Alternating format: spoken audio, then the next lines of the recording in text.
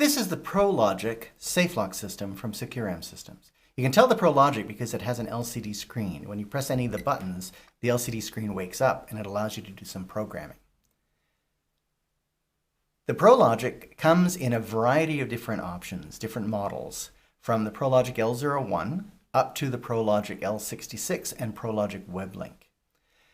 Depending on the model num that you select, you have different features. This one in particular is an L66, which has most of the features available except for network connection. The next model up would be the ProLogic WebLink, and it would have network connection, so you can do remote programming. We're going to take a look at how you program the ProLogic and what you want to do first. So the first thing that you want to do with the ProLogic when you install it on a customer safe is determine how many users the customer wants. By default, this lock comes with 10 users, and as a result, it has a 6-digit password. The UL requirement for password length is that up to 10 users, you can have a 6-digit password, but beyond 10 users, you must have a longer password. So we give you two options here. One is a 6-digit password with 10 users. One is an 8-digit password with up to 30 users or up to 100 users, depending on which ProLogic model you're using. And then in addition to that, we also give you the option to have a 6-digit code and have up to 30 or 100 users, depending on the model you're using again. But that would not be certified by the UL requirement. So it's important to know, A, how many users does your customer want? And B, is this a UL rated container that the safe is going on and you want to maintain the UL? So if you want to maintain UL, 6-digit code, 10 users. If you want to maintain UL and you need more than 10 users, you can change that in the system, and I'll show you how to do that. But you must now increase the length of your code. So here's how you do it. Press the menu button. Actually, let me take you back one step. I have the door open here, and the door is always open during programming. And the reason for that is, especially with this particular program that we're going to do, where we're going to change the number of users and we're going to change the passcode length, you want to make sure the door is open because it requires that you do a reset of the lock body that you have to access from the inside of the safe. So you have to do this always with the door open. But here's what we're going to do. It comes by default with 6-digit code and 10 users. By default, the code is 111111. That's the super code. The other code that we have is the manager 1 code, and it is 123456. So to open the lock, you enter 111111. Lock opens. You can turn the handle and it'll open for you. Now, I put the bolts out, so I put it in its locked position. You saw that it said door closed there. The reason I'm doing that is I want to make sure that the door never closes when I'm doing the programming. And that way, if anything happens, I can always reset the lock. But we're going to begin with the decision of password length and number of users. So let's assume this customer says, yes, I need to have a UL rated safe and I need it to have more than 10 users. So here's how we change that. Press the menu button. You'll see the screen wakes up. Scroll down to System Menu and press OK. Now enter your super code, 111111, and it'll enter the system. Now this menu system is circular, so if I go down, I go one way. If I go up, I go the other way.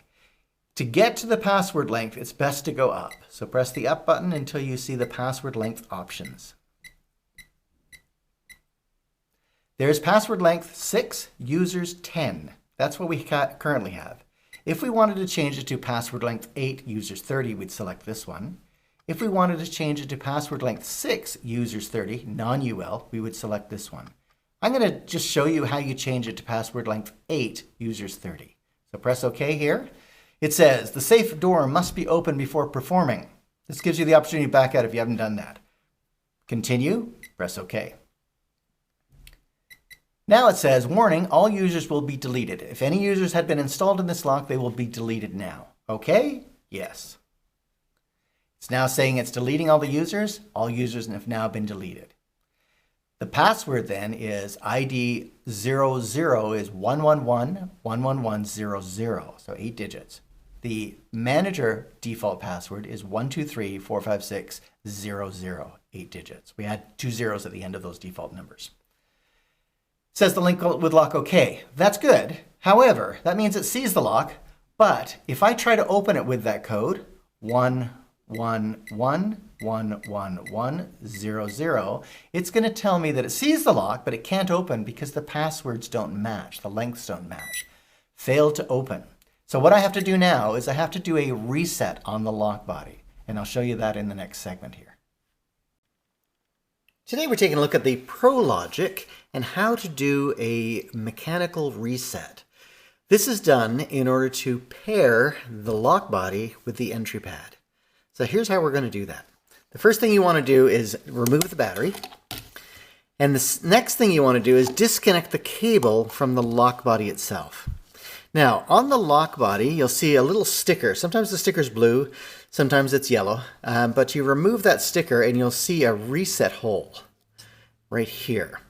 And that reset hole is what we're going to use in order to reset this lock or pair it with the entry pad. So here's what we do. We take a poking tool. You can use a paper clip or something that can get into that hole and press down on a little reset clip that's in there. And basically you press it down, you can feel it pop back out again. So press it down 3 times. 1, 2, 3. Next thing you want to do is press down and hold. So we're going to hold this down, and now we're going to connect the cable to the lock body, and then we're going to slide the battery compartment in and close it, and now count for 10. 1, 2, 3, 4, 5, 6, 7, 8, 9, 10, and release the paper clip. Now this lock body is paired with this entry pad, and how we can verify that is by entering the code. It'll say verified, and the lock opens. So, in order to resolve from a fail to open or fail to link, you need to do this reset. For our purposes, we're going to go back to password length 6, users 30, just for this video demonstration. So I press menu, I say system menu, I press OK, I enter my code of 1111100. And then I'm going to go back to that function with password length, and I'm going to change it back to 610. There we are, and press OK. It's going to again say, hey, you need to do this with the safe door open. You want to continue? Yes, I do. All users will be deleted. OK. Deleting, and all users have now been deleted. And it has been reset back to 1, 2, 3, 4, 5, 6. Again, if I'm changing from 6 digits to 8 digits or 8 digits to 6 digits, I have to have the door open through this process because I need to do a pairing on the lock body using the reset method. And that makes sure that the data from the entry pad has now been passed down to the lock body. So that's really important to do. In my case, I'm now back to a 6-digit code with 10 users, and we'll just use this for our default purposes during this video. All right, so that's the first decision. How many users? Does it require UL? Change the password length accordingly.